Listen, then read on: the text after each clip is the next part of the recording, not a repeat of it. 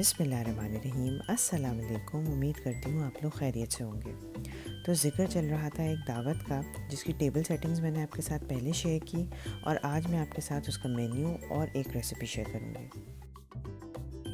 Starter में मैंने बनाई फ्राइड फ़िश, ग्रेवी में मटन का कोरमा। इसके अलावा मेन्यू में थी चिकन बिरयानी, जिसके बगैर कोई भी दावत नामुकम्मल होती है, और बीफ के चपली कबाब।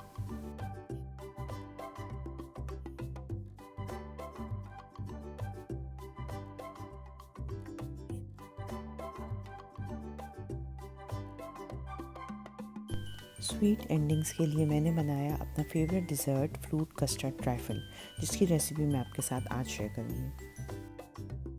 डिनर से एक रात पहले मैंने ट्राइफल के लिए कस्टर्ड और जेली प्रिपेयर कर लिया, ताकि ये दोनों चीज़ें अच्छी तरह चिल्ड हो जाए। तो कस्टर्ड के लिए मैंने 1.5 लीटर्स ऑफ मिल्क लिया, जिसमें से हाफ कप मिल्क में मैंने कस्टर्ड पाउडर मिक्स कर लिया और इसके अलावा मैंने शुगर ली।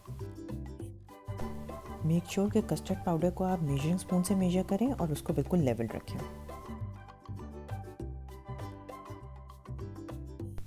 तो कस्टर्ड प्रिपेयर करने के लिए मिल्क को एक पैन में ले लें और उसे मीडियम हाई फ्लेम पे हीट अप कर लें।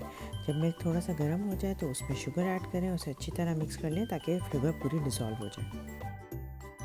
जब मिल्क एक बार उबल जाए तो फ्लेम को थोड़ा कम कर दें और उसमें कस्टर्ड पाउडर स्लरी ऐड करके विस्क से मुस्तकिल हिलाते रहें।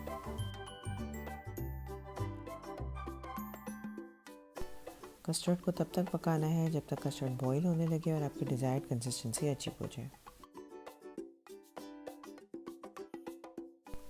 ट्राइफल के लिए कस्टर्ड को ना बहुत ज़्यादा थिक होना चाहिए, ना ही बिल्कुल वाटरी। जैसे थिक क्रीम की कंसिस्टेंसी होती है, बस ऐसी ही कस्टर्ड की भी होनी चाहिए।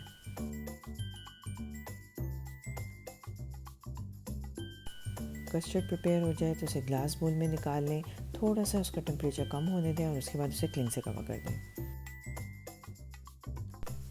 क्लिंग रैप से कस्टर्ड को ऐसे कवर करें कि कस्टर्ड की सरफेस पे क्लिंग रैप टच हो रहा हो, ताकि कस्टर्ड पे लेयर ना बने।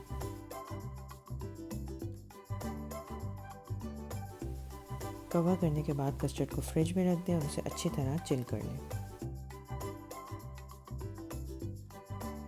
इसके बाद मैंने जेली प्रिपेयर की, जिसके लिए मैंने एक पैकेट जेली क्रिस्टल्स में 1 कप बॉइलिंग वाटर डाल के उसे अच्छी तरह मिक्स कर लिया और उसके बाद सेट होने के लिए छोड़ दिया।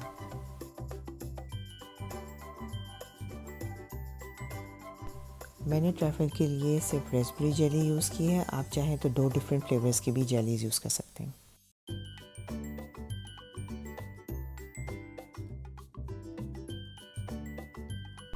फिर मैंने एक वनीला पॉन्ड केक ले लिया, उसके बाद उसे स्लाइसेस में कट कर लिया और फिर उन स्लाइसेस को क्यूब्स में कट कर लिया। वनीला पॉन्ड केक की रेसिपी का लिंक स्क्रीन के टॉप राइट कॉर्नर पे मौजूद है। इसके बाद एक बड़ी ग्लास डिश ले लें और उसके बेस में केक पीसेस को स्प्रेड कर दें। इन केक पीसेस को हमें सोक करना है, जिसके लिए आप कोई सा भी जूस इस्तेमाल कर सकते हैं। मैंने यहाँ पे पाइनएप्पल जूस इस्तेमाल किया।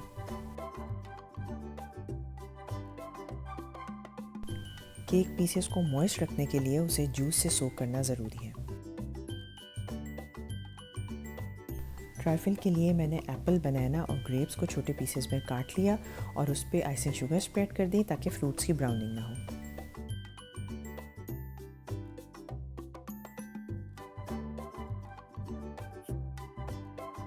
फिर फ्रूट्स को केक लेयर के ऊपर स्प्रेड कर दें। फ्रूट ट्राइफल में आप कोई भी फ्रेश फ्रूट्स इस्तेमाल कर सकते हैं, जैसे mangoes, peaches, pineapple, strawberries, Kiwis, या आप कैंड फ्रूट भी यूज़ कर सकते हैं।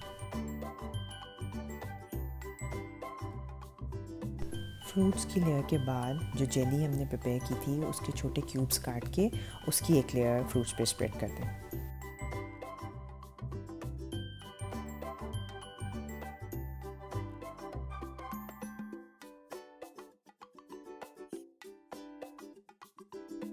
इसके बाद मैंने कीवीज़ और स्ट्रॉबेरीज़ को स्लाइस करके एक ग्लास डिश की साइड में प्लेस कर दिया, ताकि ट्राइफल की प्रेजेंटेशन भी अच्छी हो जाए और उसमें थोड़ा सा फ्रूट कंटेंट और बढ़ जाए। इसके बाद चिल्ड कस्टर्ड को विस्क से अच्छी तरह मिक्स करें ताकि उसकी कंसिस्टेंसी बिल्कुल स्मूथ हो जाए।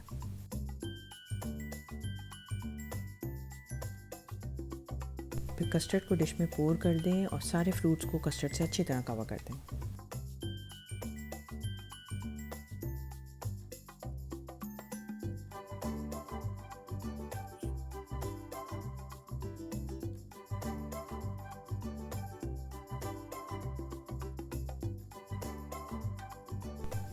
इसके बाद व्हिप्ड क्रीम से कस्टर्ड को डेकोरेट कर लें। अगर आप पाइपिंग बैग यूज़ करना नहीं चाहते तो एक पतली सी लेयर व्हिप्ड क्रीम की पूरे कस्टर्ड पे स्प्रेड कर दें और उसे फाइनली फ्रूट्स और जेली से डेकोरेट कर लें।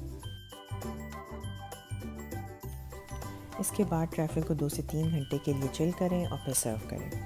किसी भी दावत में सर्व करने के लिए फ्रूट कस्टर्ड ट्रैफल एक बेहतरीन डिज़र्ट है। अगर आपको मेरी रेसिपी पसंद आई है तो मुझे अपनी दुआओं में याद रखें। अपना बहुत ज़्यादा ख्याल रखें। दावत की बाकी रेसिपीज़ के साथ इंशाल्लाह मिलते हैं। अल्लाह हाफ़िज़।